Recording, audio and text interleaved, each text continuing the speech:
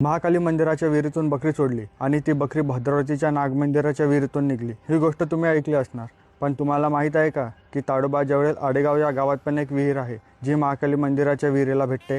भारतात हजारो बारवा होत्या, परंतु ब्रिटिश काळात एकच ठिकाणाहून संपूर्ण गाव शहराला पाणी पुरवठा करण्याची पद्धत सुरू झाल्याने आपल्या या अप्रतिम संरचनेचे महत्त्व कमी झाले। परिणामी आडेगावातील दुसऱ्या बारवेप्रमाणे अनेक बारवा नष्ट करण्यात आल्या। या बारवांशी अनेक कथा कहाण्या जोडलेल्या असतात, त्याचपैकी एक आडेगावच्या बारव्याशी संबंधित आहे। ती अशी की चंद्रपूरच्या प्रसिद्ध महाकाली मंदिरातून एक 20 किलोमीटरपेक्षा लांब गुप्त रस्ता थेट या बारवेत निघतो।